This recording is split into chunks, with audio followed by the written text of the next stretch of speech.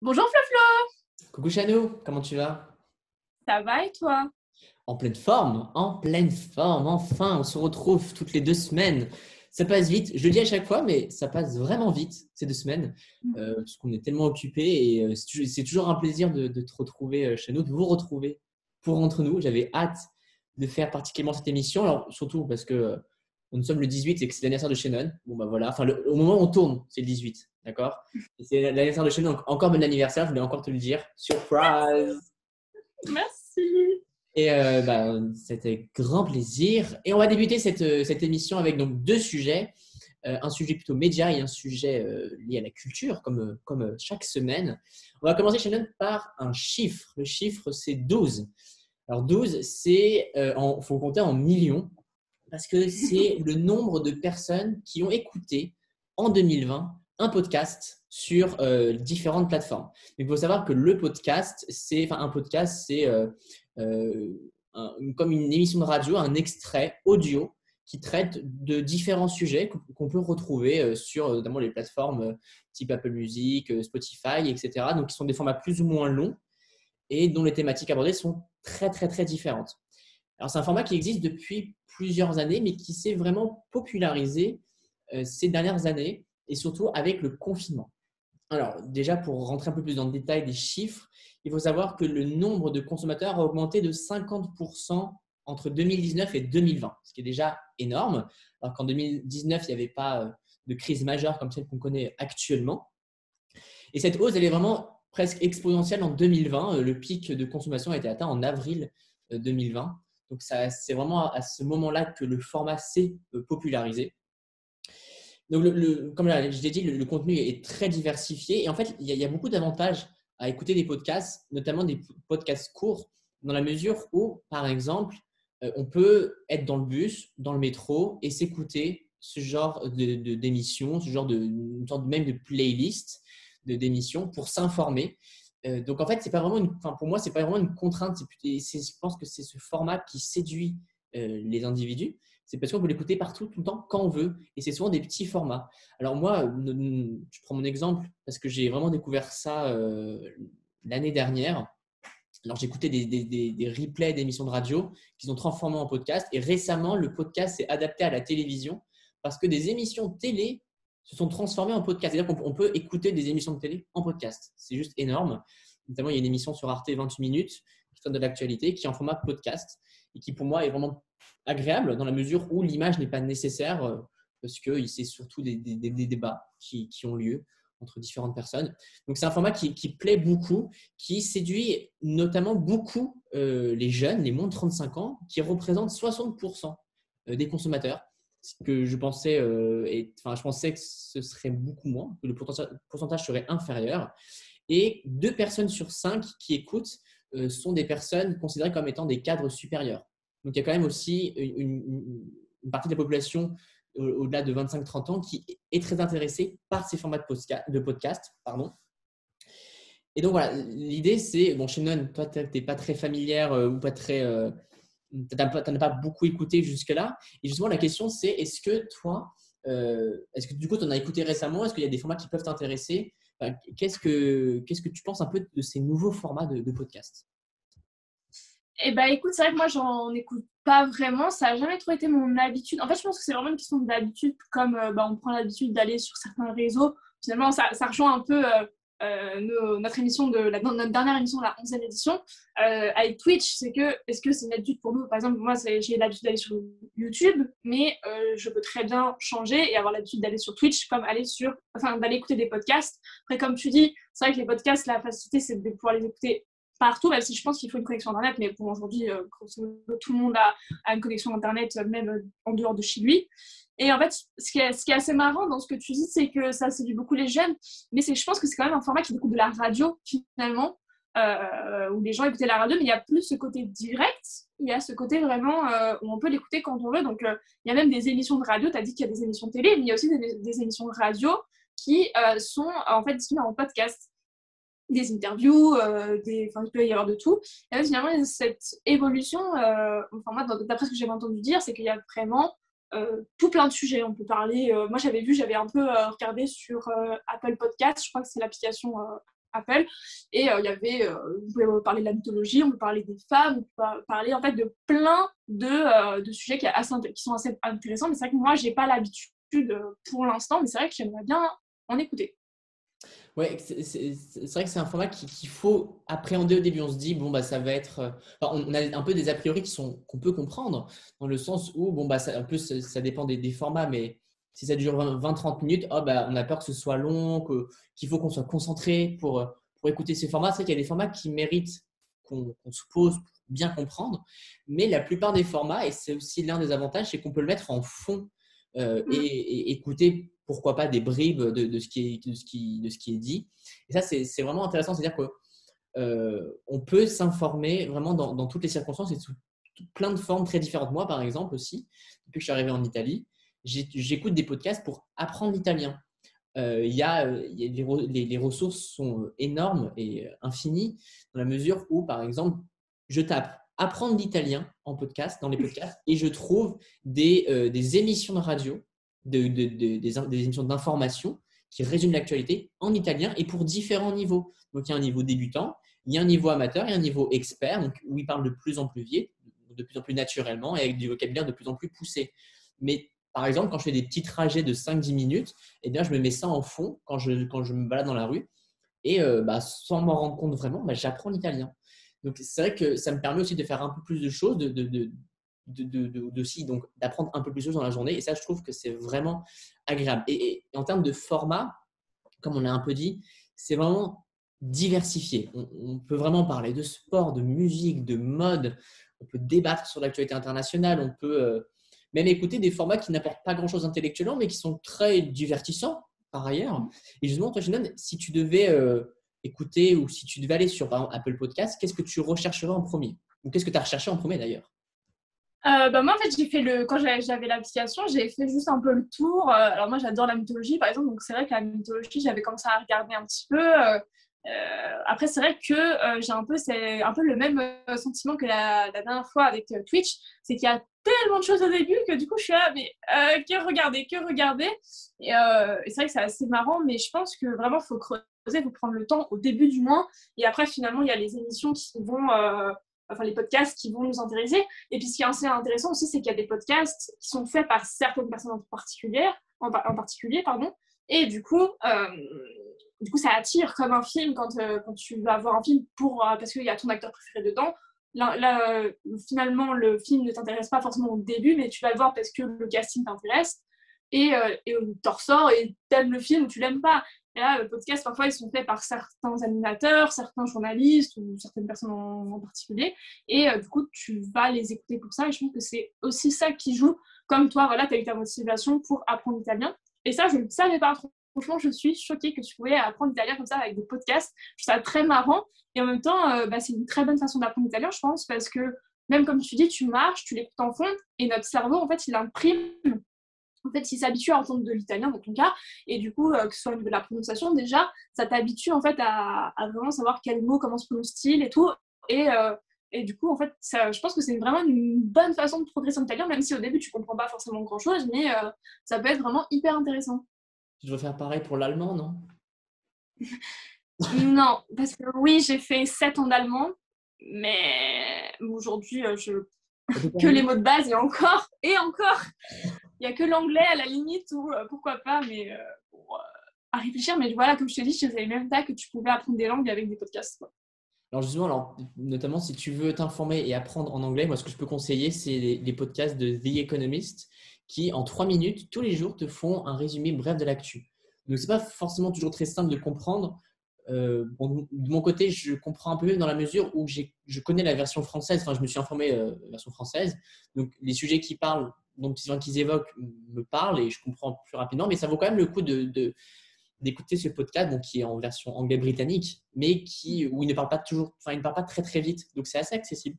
Donc, ça peut être une façon de s'informer tout en apprenant l'anglais. Et dernier point, et pas négligeable d'ailleurs, figure-toi que le format le plus écouté en podcast, c'est des émissions de culture. Contrairement à ce qu'on pourrait penser, ce serait peut-être des sujets de société ou d'humour. Non, c'est vraiment la culture sous toutes ses formes, cinéma, livres, des émissions littéraires qui sont très écoutées sur les plateformes de podcast. qui montre aussi que la radio a une deuxième vie, parce que c'est essentiellement des émissions de radio qui sont mis en podcast. Et ça, c'est quand même assez encourageant. Tu voulais ajouter un truc, Shannon, peut-être? Non, écoute, comme je t'ai dit, voilà, en fait, là, j'étais un peu spectatrice parce que tu m'as appris plein de choses. On en apprend tous les jours avec entre nous, avec un sein d'écrivain. Voilà, du coup, non, on va passer au deuxième sujet. Donc là, comme la dernière émission, on passe une série. Alors là, ce sera pas ça, non, vous inquiétez pas, on va pas faire un doublon. Mais on va parler de la série En thérapie. Alors, je sais pas si vous en avez entendu parler. Moi, encore une fois, franchement, je pense que là, en ce moment, je ne suis pas très curieuse. Alors, je suis très curieuse à la base. Mais là, Florian, c'est le moteur un peu. Il m'a dit, regarde En thérapie, ça a un beau succès. Donc, on a regardé un petit peu. Alors, En thérapie, c'est une série qui passe sur Arte. Je pense qu'elle est toujours en diffusion actuellement. Et c'est la première saison. Du moins, je ne sais pas s'il y aura plusieurs saisons, mais en tout cas, la première saison a débuté là récemment. Donc, c'est une série de 2021, une série de Eric Toledano et Olivier Nakache et aussi Laetitia Gonzalez. Je ne connais pas trop, mais voilà, donc c'est une série en thérapie. Alors, le titre est assez évocateur. On se retrouve en fait en France, à Paris, vraiment juste après les attentats de Paris en 2015. Donc en novembre 2015, et il y a ce psy, Philippe Dayan, qui reçoit ses patients. Et donc là, on découvre en fait le profil de plusieurs patients qui reçoivent donc un épisode qui est à peu près un épisode de 20 minutes est consacré à un patient. Et finalement, donc, ces patients sont très touchés par ce qui s'est passé, non seulement dans leur vie, bien sûr, mais aussi par les attentats. Et du coup, on se rend compte que le psy en lui-même, Philippe Dayan, est de plus en plus touché, bouleversé par ce qu'il entend, ce qu'il vit aussi, parce qu'il a vécu les attentats, il habite à Paris, il était vraiment pas loin des scènes d'attentats, j'aime pas trop dire ça comme ça, mais bon, voilà. Et finalement, lui va se rendre compte qu'il a besoin aussi de parler à quelqu'un, et il va aller retrouver son ancienne analyste, on va dire, Esther, avec qui il avait coupé les ponts depuis 12 ans. Et il va essayer de lui reparler, et on va se rendre compte quand même que même lui, en tant que psychologue, il a du mal. Et c'est vraiment très compliqué, et c'est une série que, franchement, alors moi, pour l'instant, j'ai vu que les 5 premiers épisodes, parce que, bon, il y a eu des choses qui font que, du coup, j'ai pas pu regarder plus, mais pour l'instant, c'est vraiment très bien. Alors, c'est pas pour l'instant, ça me bouleverse pas non plus, mais je trouve ça vraiment très intéressant. Notamment le fait que ça parte des attentats. On est en 2021, je pense que la série a vraiment été développée en 2020 en production, mais je pense qu'en fait, il y a le recul nécessaire 5-6 ans après de pouvoir parler des attentats sans être forcément, tu vois, dans l'émotionnel. Alors forcément, il y a de l'émotion, mais sans forcément être biaisé par ce qui s'est passé, parce qu'on a tous été bouleversés par ces attentats, forcément. Exactement, Shannon. Et donc, je te l'ai en effet conseillé cette série parce que c'est un véritable succès tant à la télévision que sur la plateforme arte.tv. Pour la télévision, il y a eu, il me semble, 8 ou 12 épisodes qui ont été diffusés. Il y en a 35 dans la série, 35 épisodes de 20-25 minutes. Les 12 premiers épisodes ont convaincu à peu près 2 millions de personnes par épisode, ce qui est énorme. Et le succès est quand même, je pense, en partie mérité. Sur la plateforme, il y a eu un énorme succès parce que la série a été mise en ligne bien avant la diffusion à la télévision. Elle est toujours en ligne, d'ailleurs, toujours disponible. Elle a été visionnée 22 millions de fois en 15 jours. 22 millions de fois. Le succès est vraiment assuré pour Arte. Ça peut se comprendre avec ce format, donc le duo Eric Toledano-Olivier Nakache qu'on a connu dans d'autres gros succès. On y reviendra sûrement. Donc là, ce n'est pas surprenant que ce soit à nouveau un grand succès. Il faut savoir aussi, je ne sais pas si vous savez, Shannon, mais c'est une adaptation d'une série iranienne qui s'appelle En thérapie également, qui a été adaptée aux États-Unis et dans d'autres pays, donc la France. Et je crois qu'il y a eu une dizaine d'adaptations de la série. La particularité, c'est que pour chacune des adaptations, il y a un événement propre à chaque pays. Et c'est notamment les attentats de novembre 2015 qui ont été choisis comme fil rouge de la série. Et en effet, comme tu as raison, je suis vraiment d'accord avec toi dans l'idée que le fait d'avoir pris un événement qui a eu lieu quelques années avant permet d'avoir le recul nécessaire face aux événements, surtout que on peut mieux apprécier les conséquences de cet événement sur les individus. Parce que, eh bien, peut-être que sur les mois à venir, les mois qui ont suivi l'attentat, on ne s'est pas vraiment rendu compte de comment les Français ont vécu cet événement. Mais avec les années qui ont passé, il y a des choses qui se sont révélées, des failles qui se sont révélées dans chacune des personnes et que la série a su exploiter aussi. Elle sait l'exploiter vraiment avec brio, avec un thérapeute qui est, il faut quand même le dire, et je pense que tu reviendras là-dessus, qui est un peu au bout du rouleau. Hein, et au fil des épisodes, j'ai l'impression qu'il y a quelque chose qui l'échappe dans ce qui s'est passé, une sorte de réalité que lui ne veut peut-être pas affronter ou qu'il ne veut pas entendre ou qu'il veut esquiver en trouvant d'autres excuses alors que les attentats ont vraiment affecté les personnes. Et je rajouterai avant de te laisser la parole que ce qui fait aussi le succès de cette série, c'est le casting avec des acteurs plus ou moins connus, tout dépend de comment on est familier avec le cinéma français. Reda Kateb notamment, Caroline Bouquet, Pio Marmaille, Mélanie Thierry, qui sont les acteurs principaux qui jouent les patients, sauf Caroline Bouquet qui joue la psy de Philippe Dayan et qui incarne vraiment leur rôle avec des histoires bouleversantes. Il y a même une actrice qui s'appelle Clémence Poésy et qui a joué dans Harry Potter. Mais non. Donc, alors après, je la connais, je connais un peu cette actrice parce que bon, elle a fait Harry Potter, donc ça forcément je connais. Mais elle a fait d'autres films depuis. Elle a fait Demain tout commence avec Omar Sy. Elle a joué rapidement dans Tenet, le fameux film de 2020, je pense. Elle a eu plusieurs interprétations. Et là, c'est celle qui joue la femme du couple qui vient voir le psy. Voilà, et du coup, quand je l'ai vue, je fais « Ah, mais on dirait Clémence Poésy !» Et du coup, je suis allée chercher, c'est bien elle. Donc, c'est assez marrant. Et oui, et du coup, pour le rôle du psy, je ne sais pas si tu l'as dit, c'est Frédéric Pierrot qui l'interprète.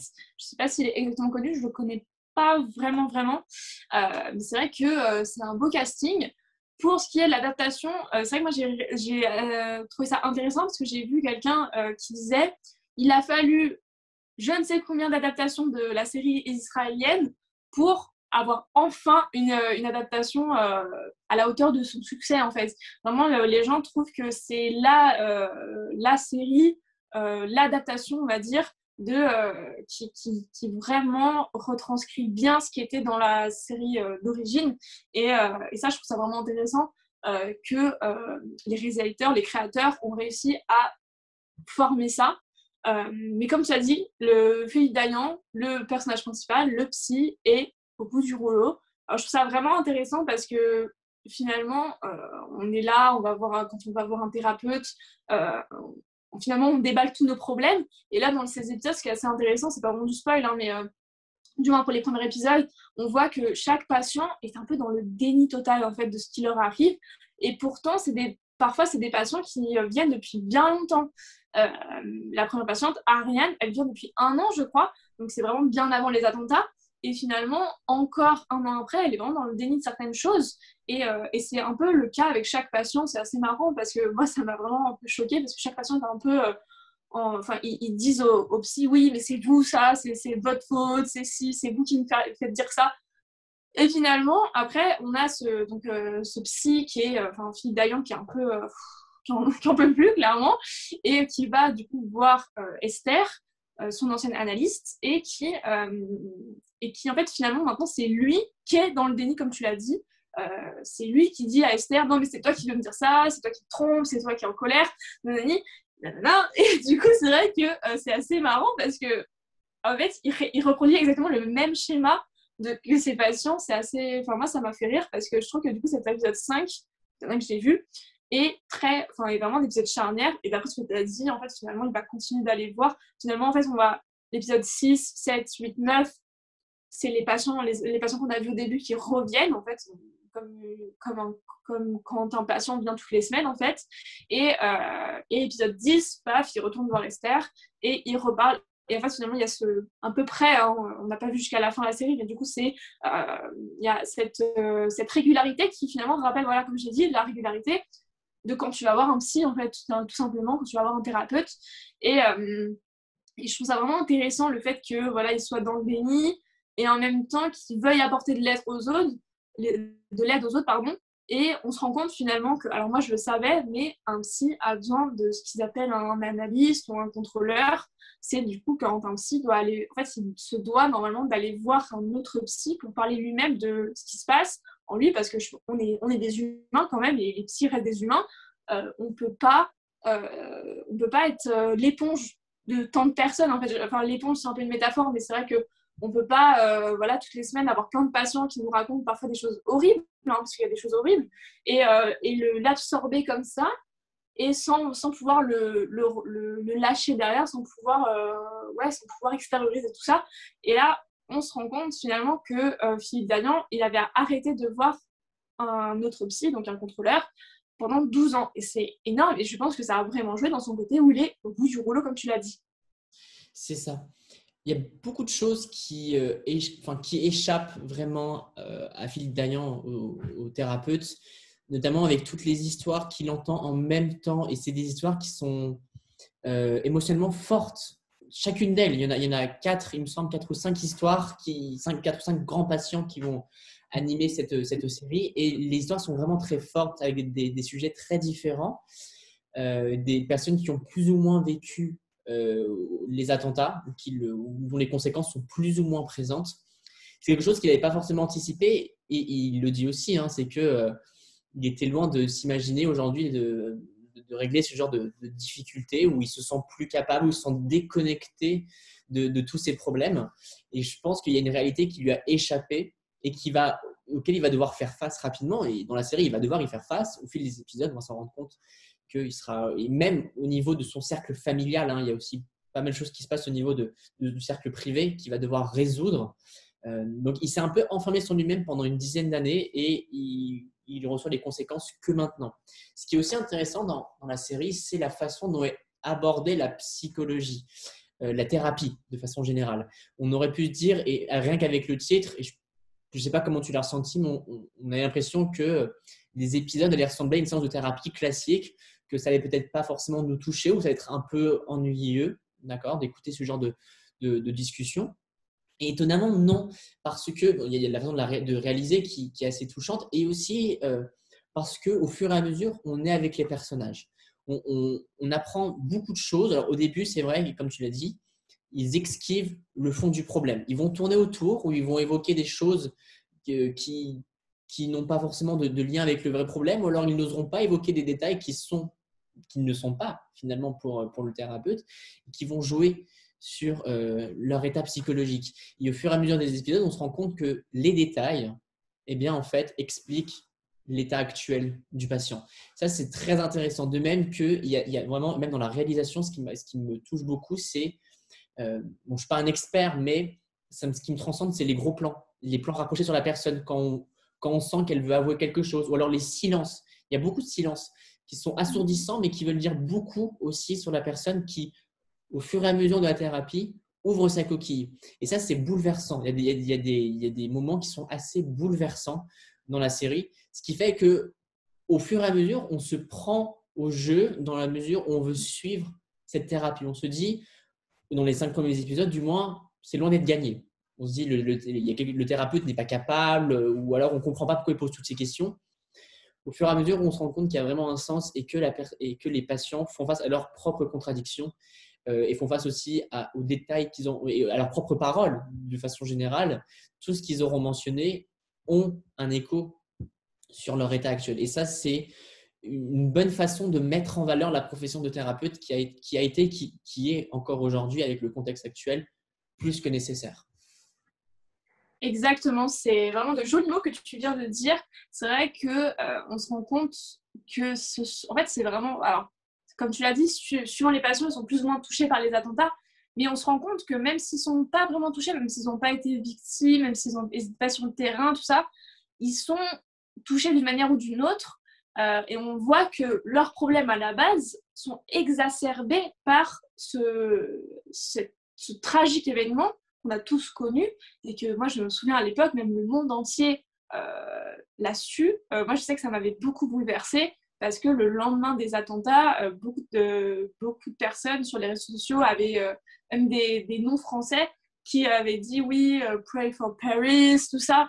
Et finalement, ça m'a fait pleurer parce que, ouais, certes, on était vraiment très loin de Paris, mais finalement, ça me touche quand même parce que tu te dis comment une abomination comme ça peut se produire. Et finalement, c'est aussi le questionnement, en tout cas de là où j'en suis, de Philippe Dayan, qui finalement se rend compte, et ce que j'ai trouvé assez intéressant, c'est qu'il dit « Je me suis enfermée dans mon petit monde ». Mais finalement, là, je commence à me réveiller et à voir le monde extérieur et je me rends compte qu'il est terrible. Et en fait, il a vraiment cette vision très noire au début et j'espère du moins qu'après, elle va évoluer, elle va quand même évoluer et qu'il va réussir à se sortir de cette colère qui est très dure et justement pour aider ses patients parce que là, actuellement, vraiment dans les premiers épisodes, on se rend compte que, bon, certes, c'est le psy, mais bon, voilà, comme tu as dit, on ne sait pas s'il va vraiment réussir à faire son job de psy parce qu'il y a un trop-plein, quoi. Il y a un trop-plein. Et franchement, par rapport à ce que tu as dit sur les silences, c'est très intéressant parce que c'est quelque chose de vrai, en fait. Moi, j'ai été suivie par un psy dans quelques années et en fait, finalement, on se rend compte qu'à des moments, il y a des moments de blanc. Que ce soit pour se calmer parce qu'on pleure, que ce soit parce qu'on ne sait plus quoi dire. Mais finalement, même le psy ne parle pas et en fait parce qu'il y a ce moment, certes là pour le téléspectateur c'est un moment de blanc, parfois peut-être gênant, parfois on se rend pas compte de ce qui se passe, mais quand on est en fait il se passe beaucoup de choses dans la tête des personnages en fait et dans la tête des personnes quand on est dans ce moment de blanc en fait on repasse ce qui s'est dit, on repasse on débat un peu dans notre tête et on se dit ouais genre ok peut-être qu'il a raison, peut-être que j'ai tort, peut-être que voilà. Et finalement, je pense que c'est ça qui est assez marrant parce que c'est une envie, en fait, c'est un chemin pour essayer qu'on se mette à l'intérieur de cette thérapie, en thérapie, voilà. Mais en même temps, on n'est pas dans la tête des personnes. Donc c'est vrai que moi, par exemple, les premiers épisodes, j'étais des moments, je disais, mais il est bizarre lui, ou elle est bizarre elle, parce que je ne comprenais pas du tout leur cheminement.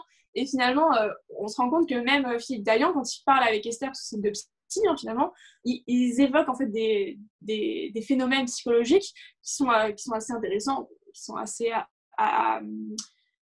à la portée de tous en fait. Donc c'est ça qui est assez bien aussi, c'est qu'on n'est pas non plus dépaysé, enfin on n'est pas non plus voilà, on arrive à comprendre ce qui se passe et je trouve ça vraiment hyper intéressant de voir que ça va évoluer, de voir que finalement ça c'est un peu oui c'est un peu notre thérapie aussi mais sans l'être totalement. Exactement. Le duo Eric Toledano et Olivier Nakache, moi je suis fan, on valide la série En Thérapie. On vous la conseille sur Arte tous les jeudis soirs, mais c'est aussi sur arte.tv. Vous la regardez quand vous voulez. Ne serait-ce que quelques épisodes, mais ça mérite vraiment d'être vu. En plus, c'est 20 minutes, ça passe assez vite.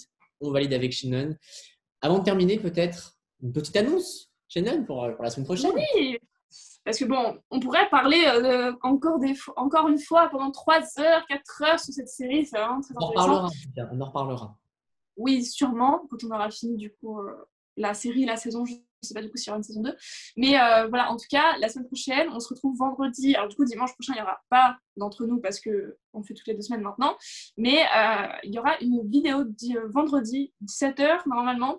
Une vidéo qui est assez rapide normalement, qui est assez marrante, qui est un format assez connu, mais qu'on l'a adapté au format Instinct d'écrivain comme d'habitude. Donc on espère que vous serez là. Exactement, vendredi 17h pour la vidéo et pour se quitter, parce qu'on a le droit, on va mettre un petit extrait de la bande originale d'En Thérapie parce que je suis fan de la bande originale qui dure 40 secondes, mais elle est parfaite. Merci à toi, Shannon, d'avoir été présente pour cette émission très intéressante, très bouleversante et moi, elle m'a beaucoup touché cette émission, je tenais beaucoup. Merci à toi et à très vite. Merci à toi, Flo. En tout cas, ouais, c'était très intéressant. On se retrouve dans la semaine pour toutes les rubriques habituelles. Je n'arrive plus à parler, voilà, ça y est, on a parlé une demi-heure et je n'arrive plus à parler. Donc voilà, merci à toi, merci à vous de m'avoir regardé. On se retrouve bientôt pour entre nous 13, du coup, ça avance. Et on se retrouve bientôt sur Instinct d'écrivain. À très vite. À bientôt, salut.